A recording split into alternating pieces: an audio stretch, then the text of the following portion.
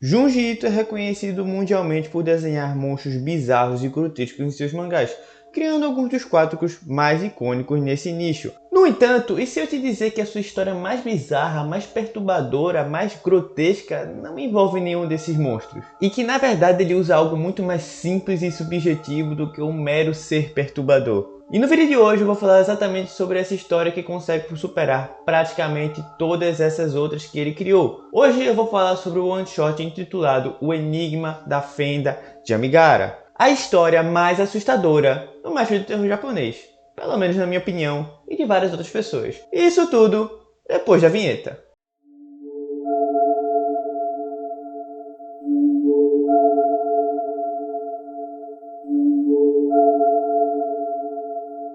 Salve, salve, seus nerds da internet! Tudo de boa com vocês? Aqui quem fala com vocês é o Cabs e no vídeo de hoje, finalmente, se tudo der certo, se eu conseguir realmente postar mais vídeo na semana, que coisa, tô voltando realmente a gravar vídeos. E hoje eu vou falar aqui sobre uma coisa que eu gosto pra caramba, só que eu não vejo tantas pessoas assim falando, que é sobre o nicho de mangás de terror. Isso, assim, eu não vejo não quer dizer que não tem pessoas falando, né? Só são realmente um nicho de vídeos no YouTube que eu não consumo tanto assim, mas que eu gosto de consumir realmente os mangás em si, as obras em si. E claro, assim, que se a gente tá falando de terror, mangá de terror, a gente não pode deixar de citar Junji Ito, né? O cara tá em alta agora, né? Tem até, às vezes, no Fortnite com as histórias dele. E é justamente sobre ele que eu vou falar aqui hoje e falar sobre esse one shot perturbador chamado O Enigma da Fenda de Amigara, que veio como extra na história Gyo, um dos dois one-shots que veio como extra lá, e sinceramente é sim a melhor história dele logo depois de Uzumaki. Pelo menos na minha opinião, eu que li uma porrada de obra dele. Mas antes de tudo, antes de começar o vídeo, já vai deixando o seu like, se inscreve no canal, ativa o sininho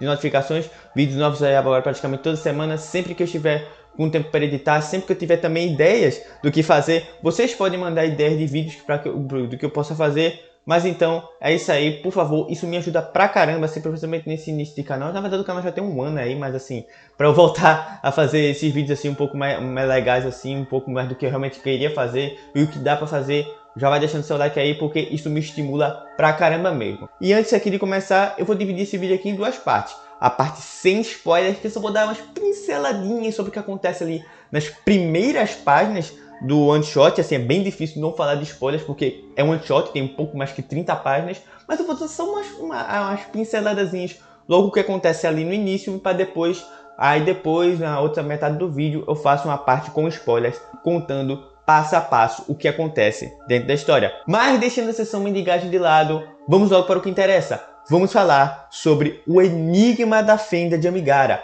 o conto mais assustador do Junji Ito.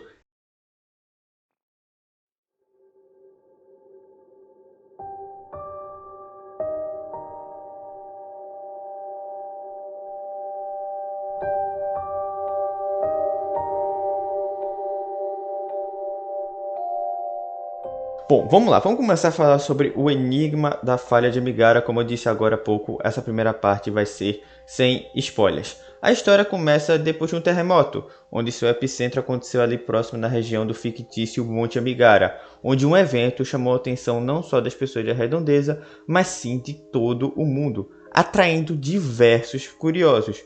E dois desses curiosos, que são os personagens principais dessa história, são Owaki e Yoshida, que ambos vieram para ver essa coisa que é considerada uma maravilha da natureza. E o que você pode dizer que é essa coisa da maravilha da natureza? Simplesmente quando eles chegam lá, nessa fenda que abre no Monte Amigara depois desse terremoto, eles encontram uma série de fraturas na rocha, uma série de falhas que entram dentro da montanha. Só que essas falhas, elas não têm um formato assim tão usual. Na verdade, elas têm um formato muito mais perfeito do que isso. Elas têm um formato de figuras humanas perfeitas. E eu vou parar os spoilers por aqui, porque realmente é algo que, assim, se eu contasse mais do que isso, realmente revelaria muito mais assim do que é que essa obra realmente trata. E eu vou falar na parte realmente com spoilers.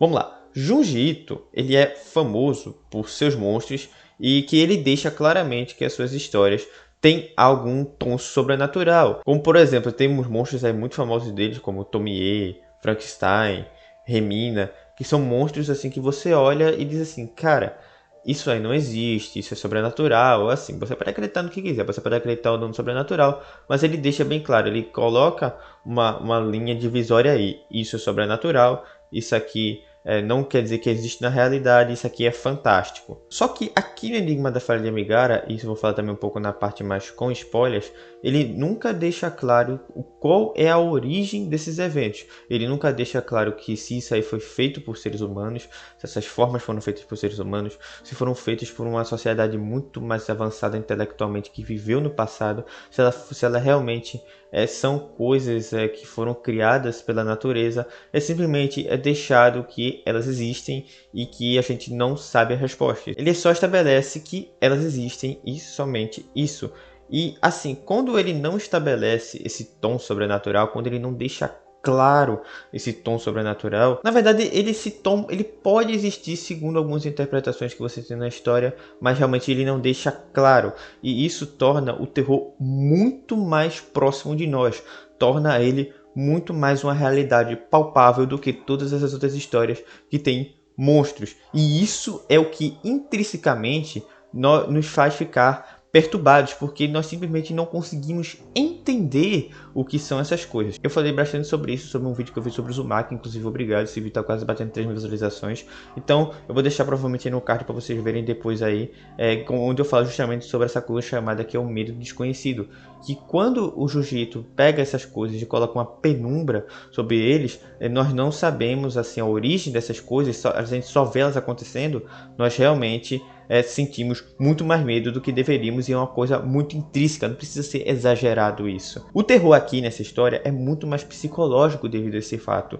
porque ele trata muito mais da paranoia que os personagens desenvolvem ao olhar para aquelas fendas esculpidas na rocha. E tem um motivo, entre aspas, para ele desenvolver esses problemas, mas eu vou falar isso na parte com spoilers. O escalonamento da narrativa, né, assim como em todas as outras histórias de Jujutsu, vai tornando os eventos ainda mais bizarros, e justamente pelo fato de não existir monstros nessa história, é o que torna isso, porque vem muito do ser humano que acontece ali. É algo que, se a gente fosse colocar no lugar daqueles personagens, você se perguntaria, nós faríamos exatamente essas mesmas coisas? E é justamente isso que torna a história ainda mais assustadora, nos fazendo nos sentir cada vez mais desespero e desesperança à medida que avançamos as páginas, à medida que vemos assim os personagens reagindo a todo aquele evento que ninguém sabe explicar o que é. E sim, como eu falei agora há pouco, isso é uma característica que o Jujutsu adora abordar em suas histórias. Assim, 99% das suas histórias é justamente isso, a falta de esperança e o desespero dos personagens que transmite para nós. Nenhuma das suas histórias, e sim, isso não é nenhum spoiler, porque quem lê o mínimo de Jujutsu sabe disso, nenhuma das suas histórias termina com um final feliz, ou pelo menos termina com um final amargo. E essa história aqui também ela escalona até esse ponto em que as coisas vão fazendo assim, você fica assim, meu Deus, o que diabos está acontecendo com essas pessoas? E depois, quando você entende justamente o subtexto que o Jujutsu coloca na história, você entende que não são necessários monstros para sentirmos medo da realidade, pois existe algo muito mais palpável do que monstros, assim como eu falei nesse vídeo, do que meros monstros, para que nós sentimos medo sem sair, sem ir para o lado da fantasia. E assim, isso é tudo que eu posso falar do Enigma da Fenda de Amigara, sem contar muito mais spoilers, sem dar realmente o que acontece na trama, porque como eu disse, é uma história curta, só tem 30 páginas, então eu vou parar a parte aqui sem spoilers por aqui para começar a parte com spoilers.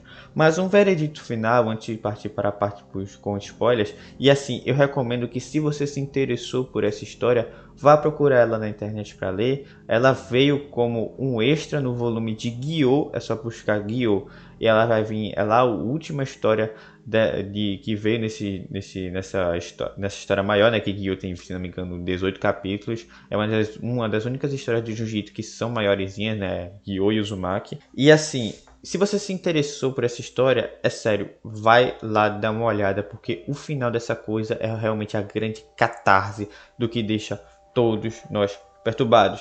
Mas assim, falando no aspecto geral, o Enigma da Fenda de Amigara nos mostra que não são necessários monstros para nos causar terror, porque existe uma coisa na nossa realidade que é muito mais assustadora do que monstros. E é justamente essa mensagem que o Jujutsu passa no subtexto, principalmente no final da história, pelo menos que eu captei, é o que faz a gente ficar pensando nessa história por bastante tempo. É uma coisa que nos faz questionar a nós mesmos.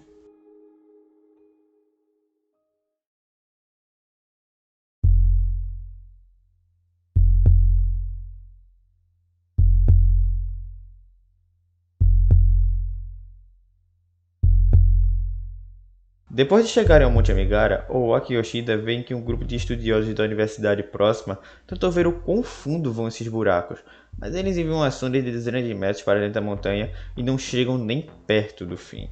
Nesse momento, os estudiosos entendem que aquilo não era uma formação natural e que, caso realmente tenha sido escavado por alguém, quem teria tecnologia para isso e qual seria o propósito daquelas fendas em formatos humanos? Bom, essas dúvidas são jogadas no ar e até o final da história elas permanecem, tornando ela ainda mais assustadora. Mas calma, que a melhor parte ainda está por vir. Enquanto isso, Yoshida disse que estava procurando um buraco muito específico que tinha visto na TV. Um buraco que tinha exatamente a sua forma. Ela estava certa de que tinha visto, mesmo Aoki contestando a veracidade daquela informação. Afinal de contas, aquela formação geológica poderia estar ali há milhões de anos. Então, como é que uma forma humana de uma pessoa que vive na atualidade, que deve estar entre seus 20 e 30 anos, poderia estar ali? Era muito absurdo pensar na veracidade disso. Enquanto ela procurava, um homem chamado Nagagaki diz que também viu sua forma na TV e diz que a tinha encontrado. Então, para provar que aquele buraco na montanha era realmente seu, ele simplesmente entra dentro dele e desaparece.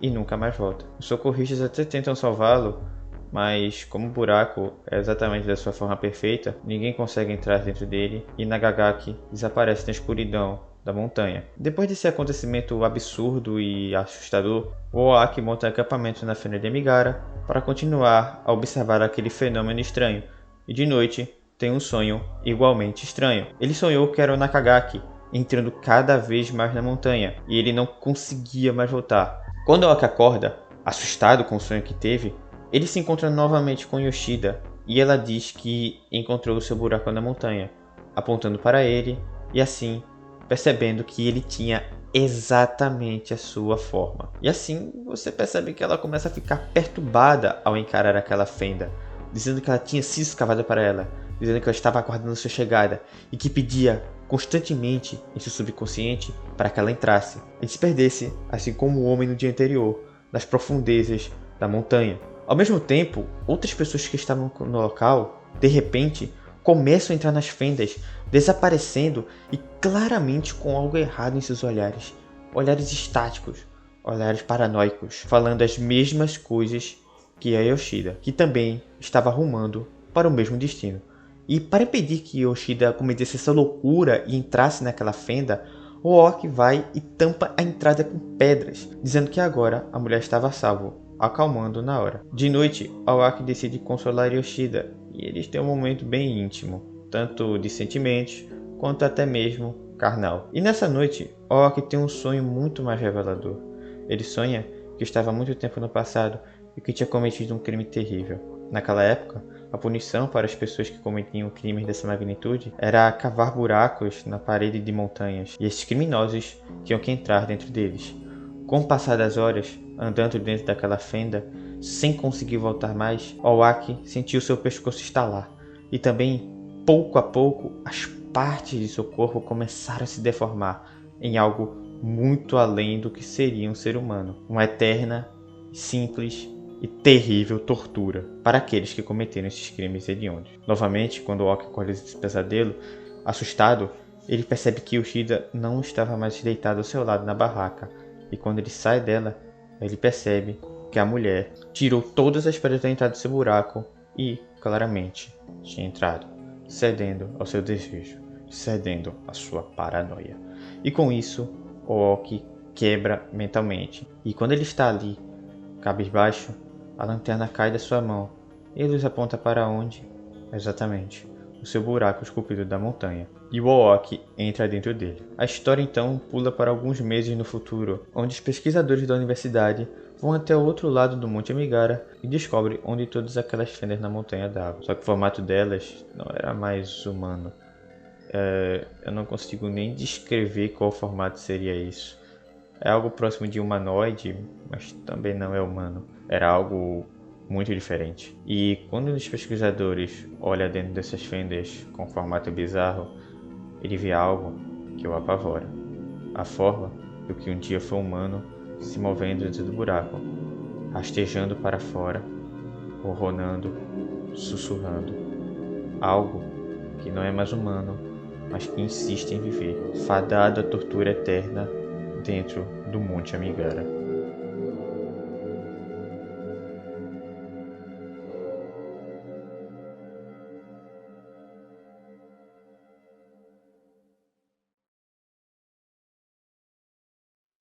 E bom, essa foi a história do conto da One Shot, O Enigma da Fenda de Amigara, que sinceramente é algo que eu posso até não ter conseguido passar exatamente com essa minha narração, mas na hora que você lê, na hora que você tá ali, você não sabe de nada. Cara, é algo tão diferente, é algo tão perturbador, ainda mais se você viu outras histórias do Junji Ito. Assim, é algo que realmente te choca. Eu fiquei vários e vários dias pensando nessa história. E outras pessoas que eu tinha recomendado essa história também disseram a mesma coisa. Mas então, como o Junji Ito consegue criar esse medo em nós? É uma coisa tão intrínseca, é algo que é tão complexo, pelo menos para mim, que demorou várias e várias releituras para eu perceber algumas coisas, algumas tramas implícitas que aconteciam ali nesse pequeno conto que tinha pouco mais que 30 páginas. E bom, essa parte de agora vai ser completamente a minha interpretação. Você pode ter interpretações diferentes sobre a história e está tudo bem. Então, aqui eu vou dizer o que eu achei, a mensagem que o autor quis passar com esse pequeno conto. Primeiramente, as histórias de Junji Ito abordam o subtexto de problemas da sociedade oriental. Todas as suas histórias abordam, pelo menos, algum desse tipo de problema, ou pelo menos as suas melhores histórias. Então, existe uma coisa nessa história que é o seguinte, é uma questão que existe na sociedade oriental. Os crimes que os seus antepassados cometem repercutem até você, o seu sangue está predisposto a cometer os mesmos crimes que, por exemplo, seu avô, que seu pai, que seu bisavô. Isso é uma coisa até para a sociedade ocidental algo muito até bizarro, mas que na sociedade oriental existe muito isso, como é exemplo da Coreia do Norte, onde os netos daqueles que lutaram contra o atual regime ditatorial, ao lado do avô do Kim Jong-un, sofrem até hoje. Eles não podem crescer na vida porque eles são predispostos, segundo lá os líderes da Coreia do Norte, a cometerem os mesmos crimes, a cometerem os mesmos, entre aspas, erros que os seus antepassados. E isso é uma coisa que repercute bastante assim em várias outras histórias do Junji Ito, que é essa coisa de ancestralidade, que é essa coisa de família, os problemas familiares, o problema da família oriental, assim, os problemas sociais que existem em cada pessoa lá, principalmente do Japão. Ele também critica o fato das pessoas acharem que existe um único caminho que se pode seguir, ficando paranoicas e dizendo que aquilo foi feito para elas e que elas não podem simplesmente olhar ao redor ou desistir dela. E mesmo que você coloque pedras que podem impedir a pessoa, né, de seguir esse caminho, a pessoa vai tirar uma pedra por pedra até entrar nessa fenda, nessa coisa muito severa que existe e não voltar mais. E ainda em seu decorrer começa a mudar em relação ao início, podendo se transformar em monstros devido à sua obsessão. Essas são interpretações minhas sobre um conto que sinceramente é muito aberto a várias interpretações. Afinal de contas, ele não tem algo exatamente, uma fala que diz exatamente sobre o que acontece nessa história, diferente de muitas outras histórias, como por exemplo Uzumaki. Existem os capítulos, cada capítulo ele aborda um tema diferente. E existem subtextos bem explícitos ali que falam, né, até nas ações dos personagens, que falam exatamente sobre qual é o problema que o Junji Ito está traçando ali. Só que aqui é algo muito mais subjetivo e, é claro, aberto a interpretações. E antes de finalizar, eu tenho que dizer que esse é meu one-shot favorito do Junji Ito e também uma das histórias favoritas do próprio autor, como ele já disse em várias entrevistas. E essa história, agora realmente para concluir, nos faz mostrar o seguinte: não é necessário o Junji Ito despertar nosso medo através de monstros bizarros, grotescos, algo que claramente não existe na nossa realidade, mas sim apontar para dentro de nós e dizer: o monstro pode estar aí dentro, só esperando para sair.